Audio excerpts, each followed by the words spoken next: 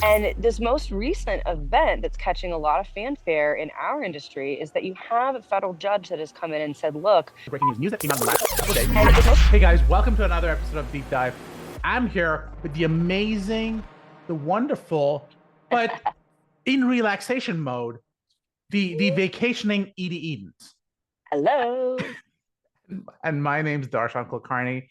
We're both attorneys at the Kulkarni law firm. I'm really excited to be here because we are dealing with breaking news that came out in the last couple of days. And this most recent event that's catching a lot of fanfare in our industry is that you have a federal judge that has come in and said, look, the fact that NIH funded grants were stopped, halted altogether, funding pulled because of what they're calling discriminatory basis, right? Meaning it was because it was research around the LGBTQ plus population. It was research around DEI or deemed to have some diversity component that got it caught up in that particular political situation, that those were discriminatory bias reasons for otherwise turning away granted federal dollars. And so those two don't play well in the same sand. This is, again, one judge, one ruling. Okay. And I think for those of us who see legal news sensationalized in the media,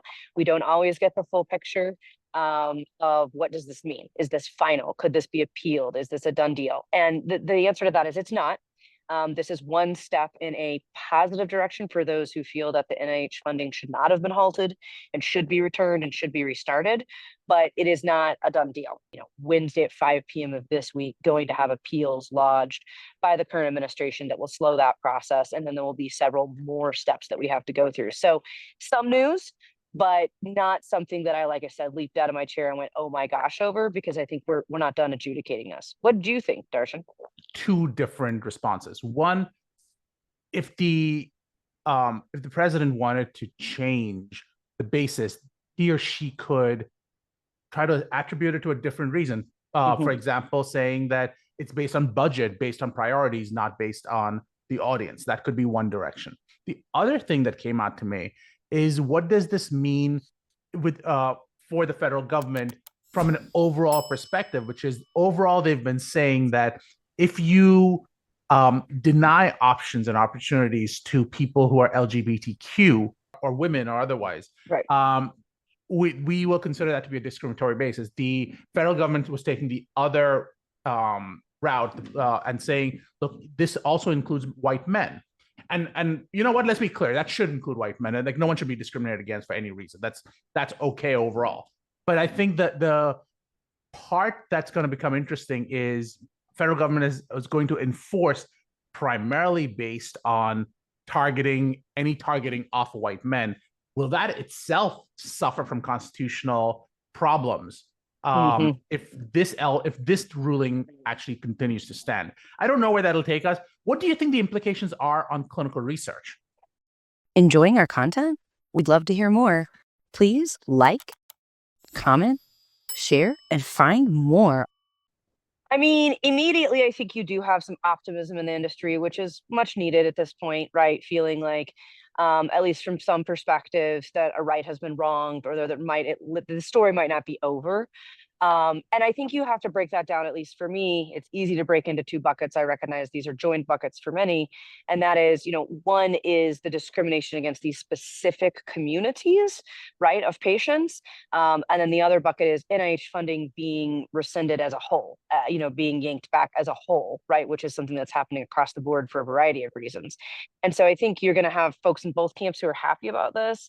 I think, again, it's really important to recognize this is more about the discrimination basis than it is about the NIH funding situation being changed as a whole right now. And this is temporary. Like you said, if we're going to go on a discrimination basis, I would fully expect the appeals to bring in all discriminatory bias and bases. And so we're going to likely see that in this next round of appeals. So what can people do? What should people do? What should our clients and non-clients do as a result of this?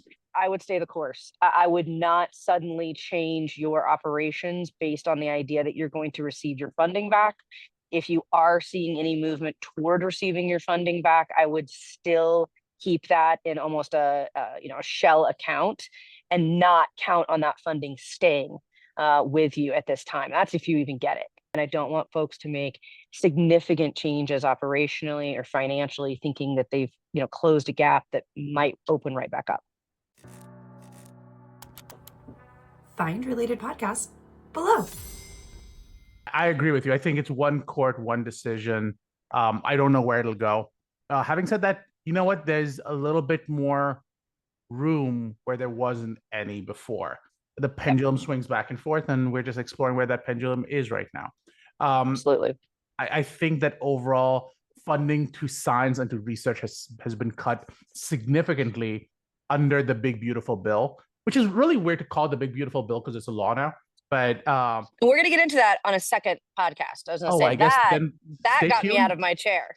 Stay tuned. If you want to find out more about the Big Beautiful Bill, we're going to talk about that next. How can people reach us? So always on the website, kulkarnilawfirm.com. You can always find us across LinkedIn. And of course, both of us have emails at kulkarnilawfirm.com, Darshan or Edye. Call, click, or email.